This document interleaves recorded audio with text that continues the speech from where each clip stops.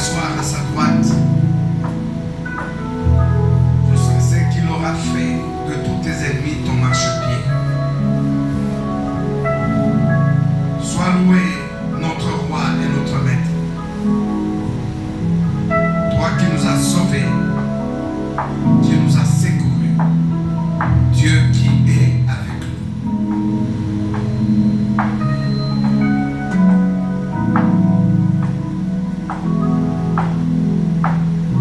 Tu es en même temps notre héritage, mais tu es aussi co-héritier avec nous auprès du Père. La parole qui s'est fait chair.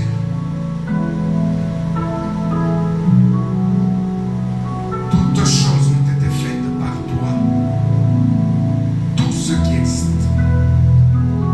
Rien ne vit par soi-même. C'est toi qui as créé. Nous sommes l'œuvre de tes mains. Nous que tu es venu sauver. Ô toi le Verbe qui crée. Trouve honneur, trouve gloire, trouve majesté. En ces instants, libère ta parole. Laisse qu'elle crée. Laisse qu'elle guérisse. Laisse qu'elle ressuscite. Laisse qu'elle appelle à l'existence des choses qui n'existaient pas. Laisse qu'elle agite l'assemblée. Laisse qu'elle ouvre les écluses des cieux. Laisse que ta parole libère l'action de l'Esprit Saint dans chacune de nos vies. Qu'elle nous soit favorable ce soir. Au nom de Jésus. Amen.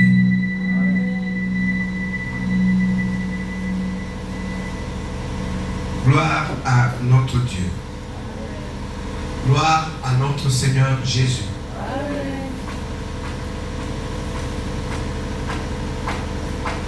Fais de nous le reflet de ta gloire et l'empreinte de ton être. C'est le cri de notre prière pendant ces 4 jours de prière. Fais de nous le reflet de ta gloire et l'empreinte de ton être. Hier, nous avons lu ce passage-là dans Hébreux,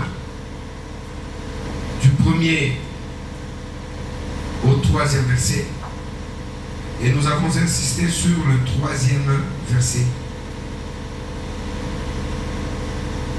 Je relis encore Hébreux, chapitre 1er, du 1er au 3e verset. Après avoir autrefois, à plusieurs reprises et de plusieurs manières, parlé à nos pères par les prophètes, Dieu, dans ces derniers temps, nous a parlé par le Fils, qu'il a établi héritier de toutes choses. J'aime comment on décrit Dieu dans ce premier chapitre. Et même ça fonce jusqu'au 2e. On décrit Jésus. Après avoir autrefois, à plusieurs reprises et de plusieurs manières, parlé à nos pères par les prophètes, Dieu, dans ces derniers temps, et qui sont mieux dans les derniers temps que nous, Dieu, dans ces derniers temps, nous a parlé par le Fils, qu'il a établi héritier de toutes choses, par lequel il a aussi créé le monde, le même Fils. Et qui, ce Fils-là, étant le reflet de sa gloire et l'empreinte de sa personne, et soutenant toutes choses par sa parole puissante. Il y a des versions qui disent maintenant, il maintient. Donc il maintient sa parole. Et soutenant toutes choses par sa parole puissante, a fait la purification des péchés et s'est assis à la droite de la majesté divine dans les lieux très hauts.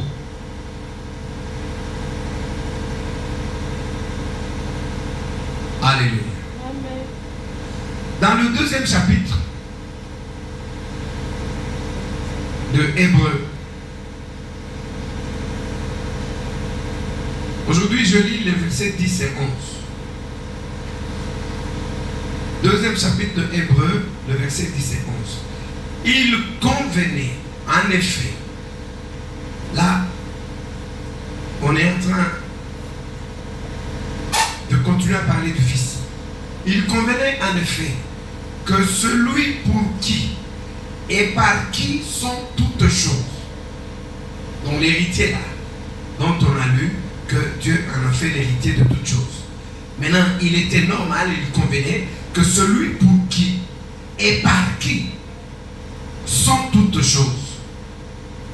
Et regardez la volonté de l'héritier. Et qui voulait conduire à la gloire beaucoup de fils. Vous comprenez la volonté de Jésus? Il voulait conduire à la gloire beaucoup de fils. Éleva à la perfection par les souffrances le prince de leur salut. Car celui qui sanctifie et ceux qui sont sanctifiés sont tous issus d'un seul. C'est pourquoi il n'a pas honte de les appeler frères. Amen. Amen. Est-ce qu'on peut applaudir la parole de l'Éternel?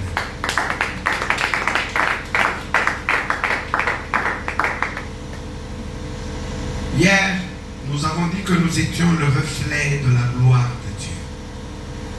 Nous étions en train de rappeler que la lumière, on la voit par son rayonnement, par son reflet. Alors on voit. Maintenant, Jésus est le rayonnement de la gloire de Dieu. Nous ne pouvons pas connaître la gloire de Dieu autrement que par Jésus. Nous ne pouvons pas voir la lumière de Dieu autrement que par le rayonnement qui est en Christ Jésus. Nous n'avons connu Dieu que par Christ Jésus. Il est le reflet de la gloire de Dieu. Sans ce reflet, nous ne pouvons pas voir cette lumière. Et le monde a connu Dieu par Christ Jésus. Jésus représentait la gloire de Dieu et la rendait manifeste aux yeux des hommes ou aux yeux du monde. Et nous avons dit que nous-mêmes, nous sommes aussi le reflet de la gloire de qui? De Dieu, de Jésus. Et nous avons dit que ce reflet venait de deux manières. Amen. La première façon, c'est ce que Dieu travaille en nous. C'est ce que Dieu fait en nous qui provoque sa gloire. Je vous ai dit que quand un muet parle, c'est tellement extraordinaire que nous voyons la gloire de Dieu. Quand une stérile accouche, quand un malade guérit, ça, ce sont des reflets de la gloire de Dieu. Mais nous aussi, nous portons la gloire de Dieu pour la refléter au monde. Lorsque par nous, Dieu agit, lorsqu'il nous donne des paroles de connaissance, lorsqu'il nous donne des prophéties, lorsqu'il nous donne des paroles de puissance, lorsque notre ombre guérit, lorsque nous parlons et des choses se réalisent, la gloire de Dieu se manifeste. Vous vous en souvenez, n'est-ce pas? Gloire à notre Dieu. Alors aujourd'hui, je parle de l'empreinte de la personne de Dieu. Le verset 3 là, du premier chapitre nous dit qu'il est l'empreinte de sa personne. Jésus est l'empreinte. Il est la marque. Il est la substance. Jésus a tous les attributs de Dieu clairement en lui.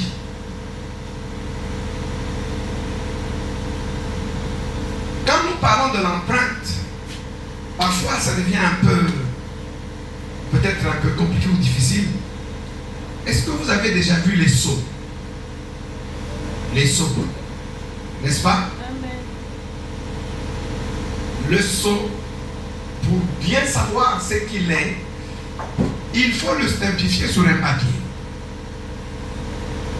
ce que vous voyez sur le papier et que vous lisez représente trait pour trait ce que est le sceau.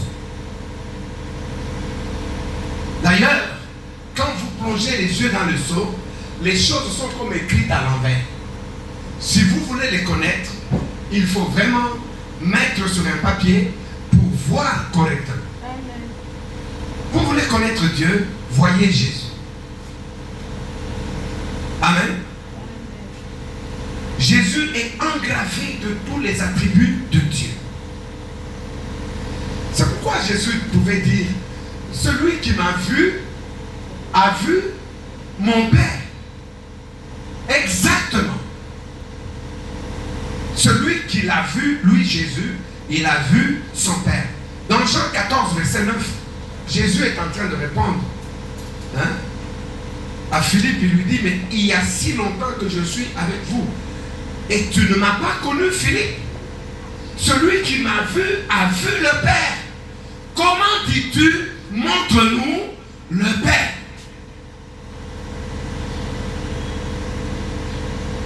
Alléluia. Amen. Comment toi tu vas dire, montre-nous le Père? Celui qui m'a vu, moi, a vu l'empreinte du Père. Écoutez. Vous voyez comment on fabrique les pièces de monnaie? Les pièces de monnaie partent d'une matrice. Moi j'ai vu à Ouverture en France comment on frappe le héros et tout ça. On m'a fait entrer jusque dans la salle parce que j'étais en mission de service. Les pièces de monnaie sont fondues, sont frappées dans leur matrice. Et donc, pour qu'une pièce de monnaie ait cours légal, elle doit représenter trait pour trait la matrice. Sinon, elle devient une fausse monnaie.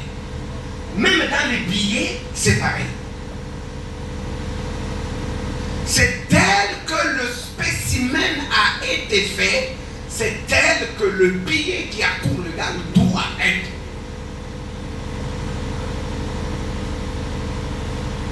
Si vous trouvez un billet où c'est écrit 100, au lieu d'écrire dollar, c'est écrit 100 dollars. Parce qu'il manque un O après D. Tout de suite vous dites, ça c'est un faux billet. Vous êtes en train de me comprendre? Amen. Maintenant, quand on dit que Jésus c'est l'empreinte de Dieu, c'est Dieu lui-même. Quand nous parlions du reflet, c'est comme s'il était projeté par Dieu. Mais maintenant, en parlant de l'empreinte, il est carrément Dieu lui-même. C'est pourquoi Jésus peut dire, moi et le Père, nous sommes un. Tous les attributs du Père, on les reconnaît en Jésus. Le reproche de Jésus à Philippe, c'est que Philippe n'a pas compris qu'en regardant Jésus, qu'en connaissant Jésus, qu'en voyant Jésus, qu'en côtoyant Jésus, il a effectivement côtoyé Dieu le Père lui-même. Alléluia. Gloire au Seigneur. Qui il est, ce Jésus? La Bible dit au commencement, il était la parole, n'est-ce pas? Et la parole était avec Dieu, et la parole était Dieu. Il est Dieu. Qui il est? Il dit à Philippe, celui qui m'a vu a vu qui? Le Père. Au chapitre 16 du 15 de Jean, le 15e verset. Tout ce que le Père a est à moi. Parce que quand il parlait du Saint-Esprit, il disait, le Saint-Esprit prendra de ce qui est à moi et il vous le donnera. Alors il se justifie en disant, je dis ça parce que tout ce qui est au Père est à moi. Or, l'écrivain aux Hébreux dit qu'il est l'héritier de toutes choses. Non. Si vous ne comprenez pas ces choses, vous pouvez prier avec hésitation. Jésus a effectivement pouvoir sur toutes choses. Amen. Il faut comprendre ça pour que vous puissiez bien prier. Amen. Tout ce que le Père a est à moi. Dieu l'a établi héritier. Il en a fait propriétaire. Parce que par lui, Dieu a créé le monde. Par lui, Dieu a créé toutes choses. Et finalement, Dieu lui a tout remis en disant, sois-en héritier. Amen. C'est pourquoi ça me trouble quand je lis des passages qui disent, nous sommes co-héritiers de Jésus. Ah. Est-ce que nous pouvons nous dire, tout ce que Jésus a est aussi à nous? Amen. Et à partir de ce moment-là, commencez à vivre comme des fils qui ont grandi, qui ont l'autorité d'activer le trésor qui est le nôtre, l'héritage qui est le nôtre. Qui il est? Dans 1 Corinthiens 4:4, on dit, pour les incrédules dont le Dieu de ce siècle a aveuglé l'intelligence, afin qu'ils ne vissent pas briller la splendeur de l'évangile, de la gloire de Christ qui est l'image de Dieu.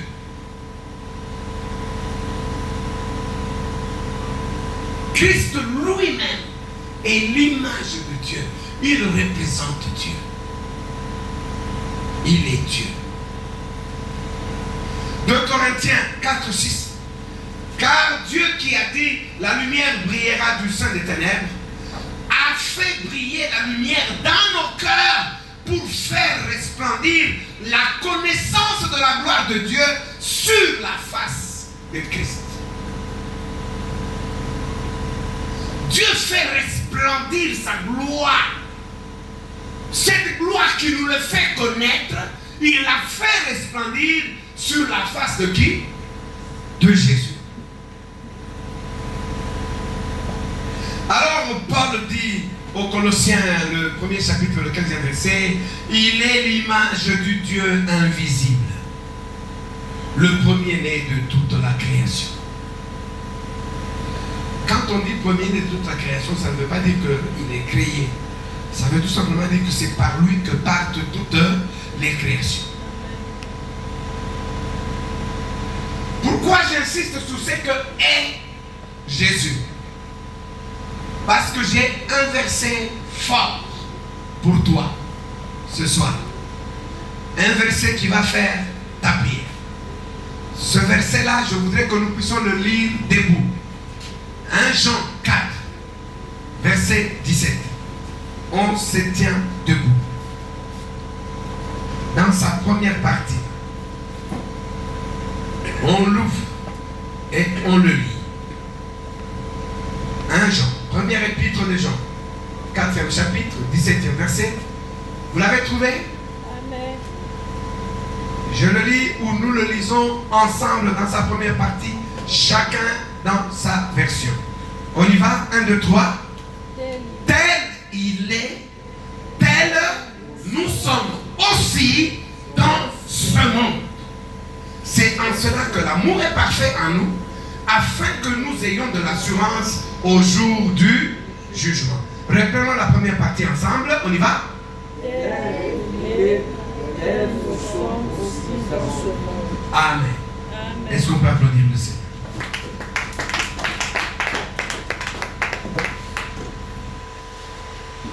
Qui croit dans cette vérité? Tel il est, tel nous sommes dans ce monde. Tel nous sommes aussi dans ce monde. Il est le reflet de la gloire de Dieu. Nous sommes le reflet de la gloire de Dieu. Il est l'empreinte de Dieu. Nous sommes l'empreinte de Dieu. monde doit voir Dieu parler. Écoutez, cette empreinte a deux parties. Il y a la partie interne et la partie externe.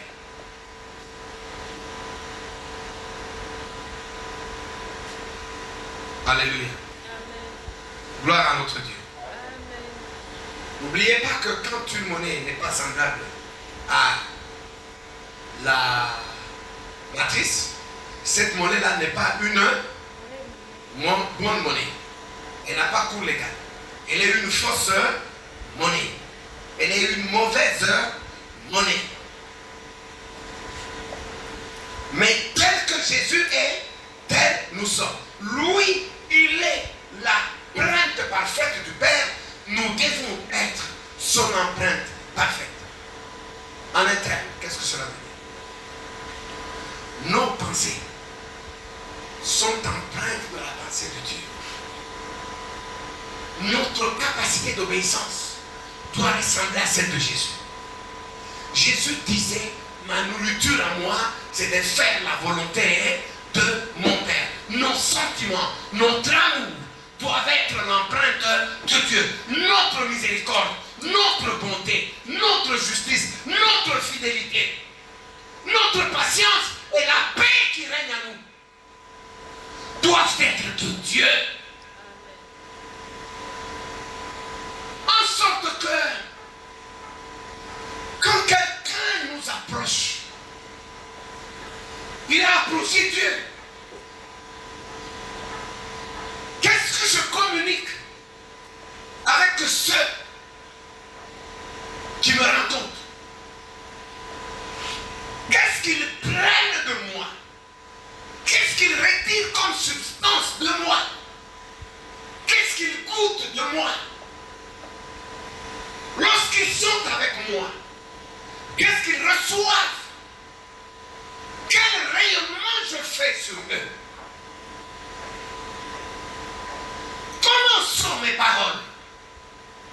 Elles sont assaisonnées comment?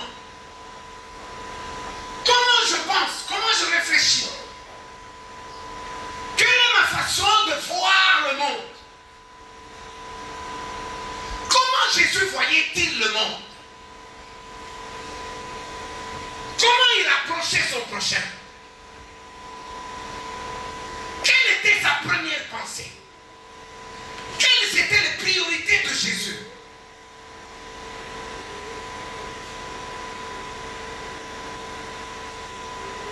Tel il est, tel nous sommes aussi en ce monde. Oh Seigneur, façonne-nous tel que tu es. C'est pourquoi l'image de Christ, de jour en jour, doit se créer en nous. De jour en jour, on doit voir Christ se former clairement en nous. Notre maîtrise de soi doit ressembler à celle de Jésus. La patience dans les épreuves doit être celle de Jésus. Notre empressement à ne rechercher que la volonté de Dieu doit être comme Jésus. Jésus a choisi de faire la volonté de Dieu, même si celle-ci devait lui coûter la vie. Tel il est, tel nous sommes aussi dans ce monde. Amen. L'empreinte de Dieu. Mon frère, ma soeur, quand quelqu'un te côtoie, il a trouvé grâce. Parce qu'il rencontre quelqu'un de paix. Il rencontre quelqu'un rempli d'amour et de pardon. Il rencontre quelqu'un rempli d'empressement à servir Dieu. Il rencontre quelqu'un rempli de justice. Il rencontre quelqu'un rempli de patience. Il rencontre quelqu'un rempli d'amour fraternel. Quand il t'approche, il a approché Dieu. Il n'est pas allé à la source des troubles. Il n'est pas parti à la source des problèmes. Il n'est pas parti dans la machine qui crée les soucis. Il est allé dans celui lui qui produit la paix, dans la source de la paix. Dieu, ton Dieu, fait de toi source de paix. Ceux qui te côtoient doivent dire gloire au Seigneur. Ma grâce, c'est d'avoir rencontré cet homme. Ma grâce, c'est d'avoir rencontré cette femme.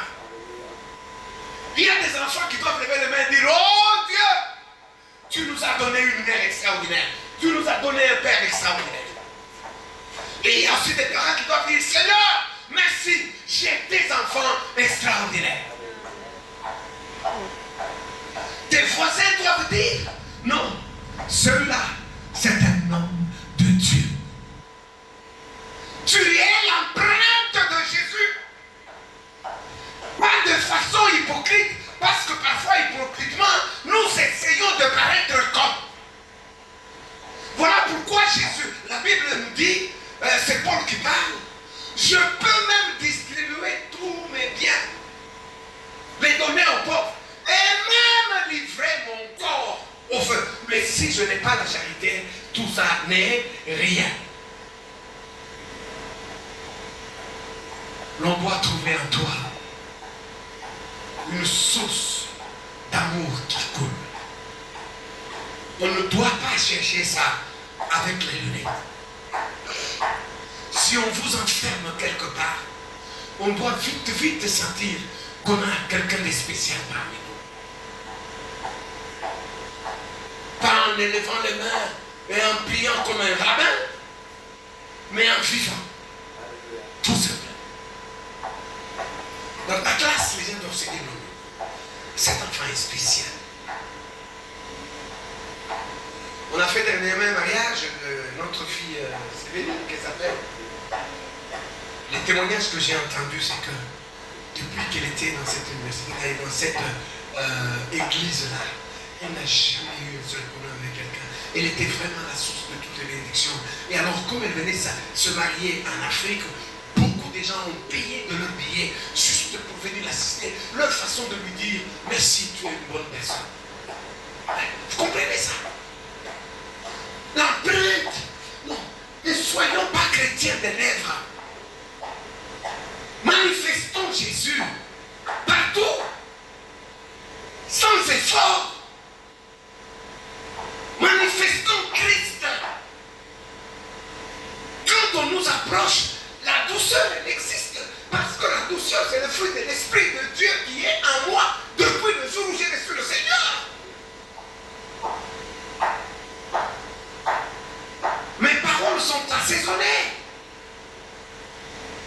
Je ne résonne pas comme un défaitiste. Je résonne comme quelqu'un qui a la foi dans le Dieu de sa vie. Quelqu'un qui connaît son Dieu et sa façon de parler est tout à fait différente. Même au milieu d'agitation, on retrouve la paix sur le visage de ceux qui ont Christ. Ils sont l'empreinte de Dieu.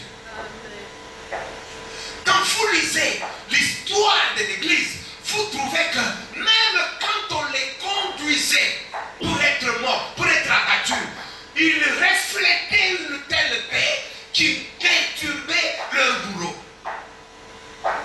Ils avaient une telle paix, une telle sollicitude. Vous voyez un peu, c'est comme Jésus, non?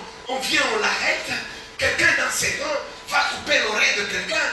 Lui, dans cette situation où sa mort est écrite, il a quand même le temps de ramasser l'oreille et de remettre, de faire un miracle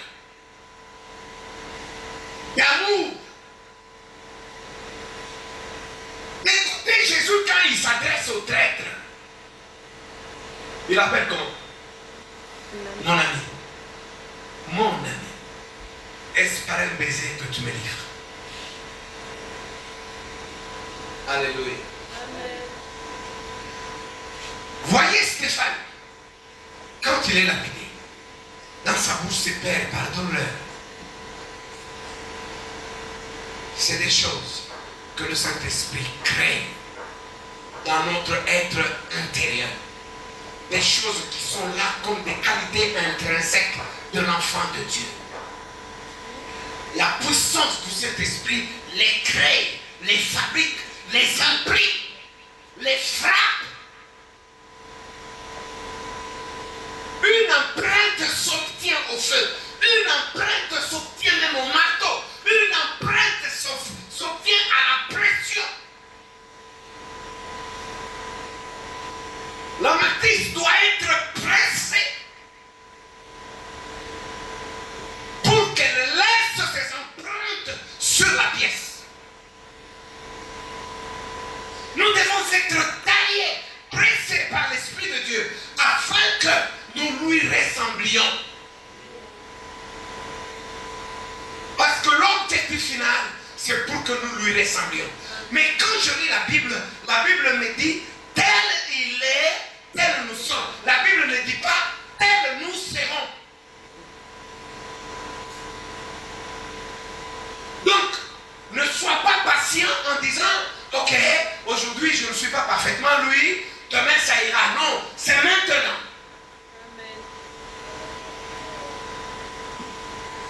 Et quand en interne, on a l'empreinte de Dieu, à l'externe, il est difficile de cacher ça. Il est difficile. Notre vêture va nous faire montrer qu'il y a au-dedans de nous une empreinte spéciale. Notre manger, notre parler, notre service au prochain va montrer qu'en nous, il y a une empreinte spéciale. Tu ne peux pas dire, Nzambe atala kamotema, atala kalibanda te. C'est vrai. Le Libanda lui-même se façonne à ce qui est dans la Nakati. C'est impossible que au-dedans, il y ait autre chose et que dehors, il y ait la différence.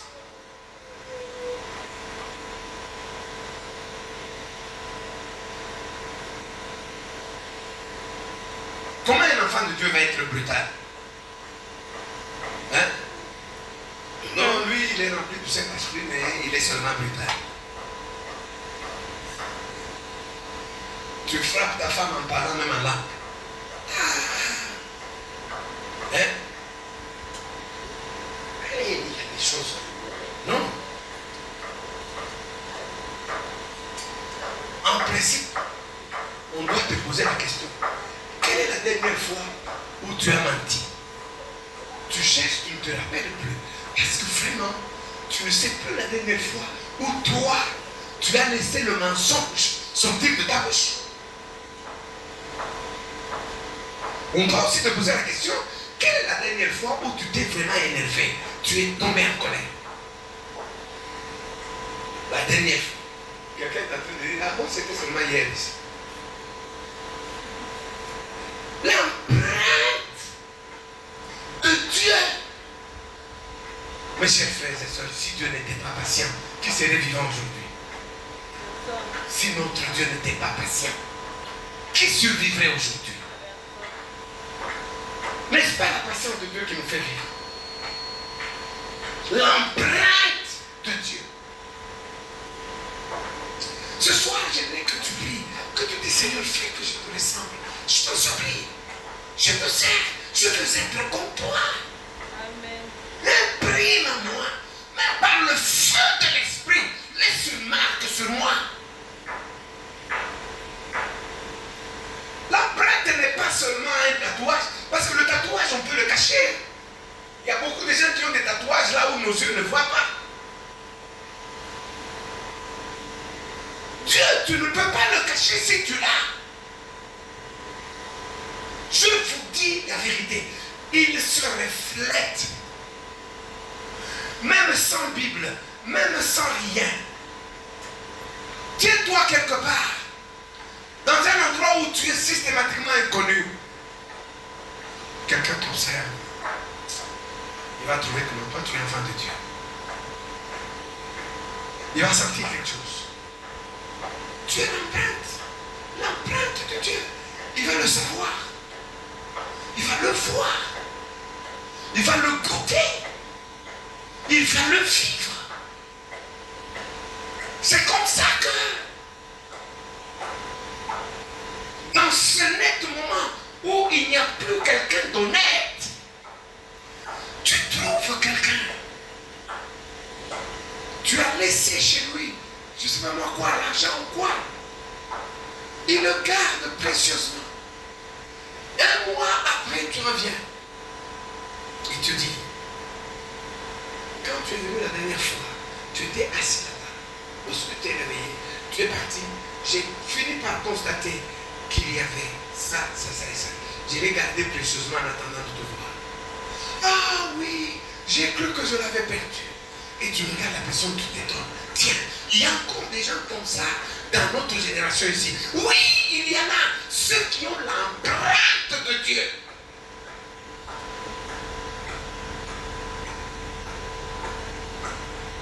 Il y en a encore. Je connais une soeur, quand tu lui donnes de l'argent, si tu écris les numéros, un mois après, quand tu iras demander cet argent, c'est exactement cet argent dans la même monnaie, dans les mêmes billets.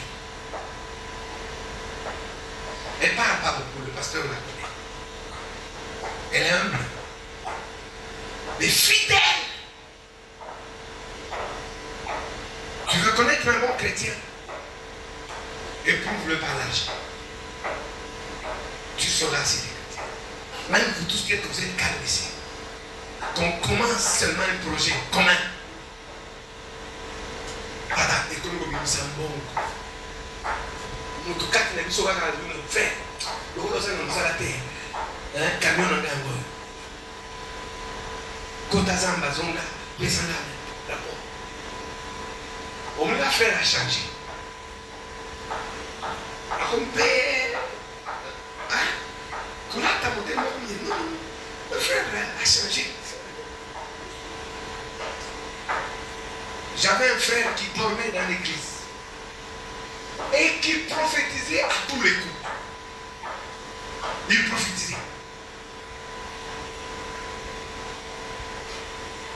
Il n'avait qu'un seul vêtement, ça m'a fait mal. Je suis allé en Europe, je suis revenu avec une photocopieuse toute neuve.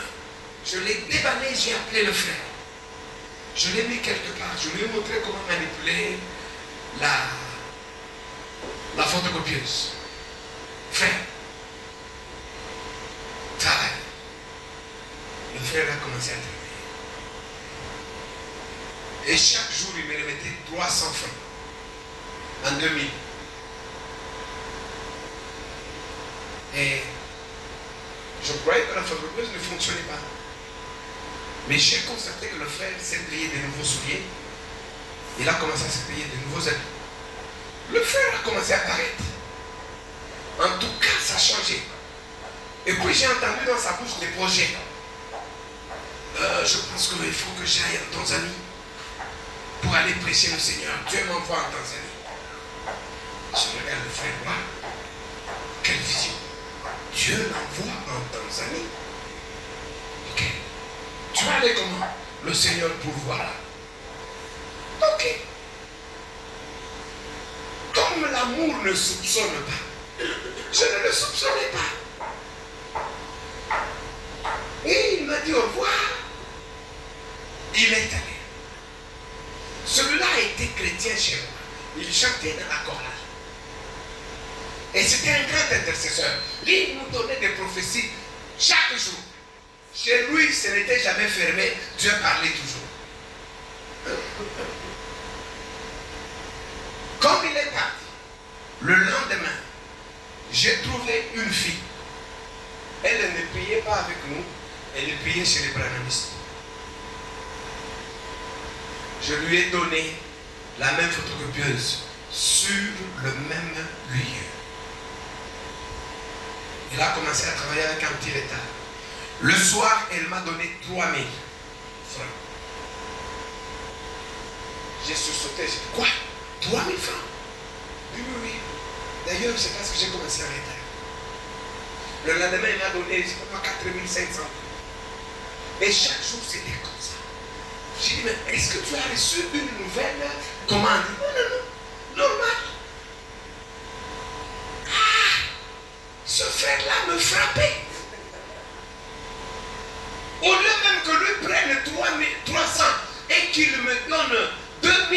chose. Le frère prenait le 9/10, il me donnait moi 1/10. En fait, il payait sa dîme chez moi. L'argent lui appartenait. Mais ce frère qui prophétise. Et vous savez comment notre Père aussi est. Quand il traverse en Zambie, l'immigration zambienne le saisit. Oh, tu n'as pas le droit de passer ici. L'immigration zambienne le met en prison. Il a fait, je crois, 12 mois ou 11 mois en prison. Pour nous, il est en Tanzanie en train de servir Dieu. Et après les 11 mois ou les 12 mois, l'immigration va le ramener à Kasumbalesa et le projette dans le no man's land. Monsieur revient. Maintenant, il revient tout de suite à la source, à l'église. Et il nous trouve un soir comme celui-ci. Directement, quand on se met à prier, il se met encore à prophétiser. Et vous savez ce qu'il prophétise? Dieu dit qu'aujourd'hui, nous allons dormir ici en prière. On le regardait. Nous, on va fermer l'église. On va rentrer chacun chez soi. Toi, comme Dieu t'a parlé d'aller prier, va prier là où tu veux. C'était quoi? Il ne savait pas où prier, où aller dormir. Alors, pour dormir dans l'église, il invente la prophétie. Dieu dit que nous allons dormir ici. Non, frère. L'empreinte de Dieu fait notre valeur intrinsèque là au fond. Si tu veux connaître la couleur de la sève d'un arbre, il faut blesser l'écorce. Tu verras quelle sève va sortir. C'est comme ça que certaines circonstances nous blessent pour qu'on voie la profondeur de notre être. Amen. Sinon, nous pouvons nous tromper apparemment comme ça. C'est comme ça que il y a des gens qui ne voulaient pas qu'on puisse les anesthésier en présence de leur femme ou en présence de leur mari. Parce que sous anesthésie, a commis Kolobado. A partir sangonaïnos. L'anesthésie est si moi j'ai appelé Bernadette Zana. J'ai un ami Balena Bernadette. Tony Nablez. Ah, au lieu de nous avons Kolobado.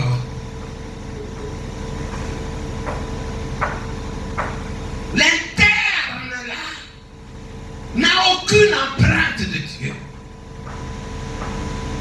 Mais je connais quelqu'un sous anesthésie, parti, les docteurs en train d'opérer, il ne parlait qu'en langue. Il ne parlait qu'en langue. Les rares fois qu'il parlait des paroles audibles, c'était pour prier, pour bénir, pour glorifier Dieu. Parce que son intérieur était rempli de ça. C'est pourquoi la Bible dit que ce que nous disons vient du trésor qui est où? Dans nos cœurs. Si nos cœurs au fond là-bas gardent des mauvaises choses, un jour elles sortiront. C'est pourquoi certains lapsus linguae, au fait, ne représentent que le trop plein du cœur. Tu vois la femme de prier, chérie,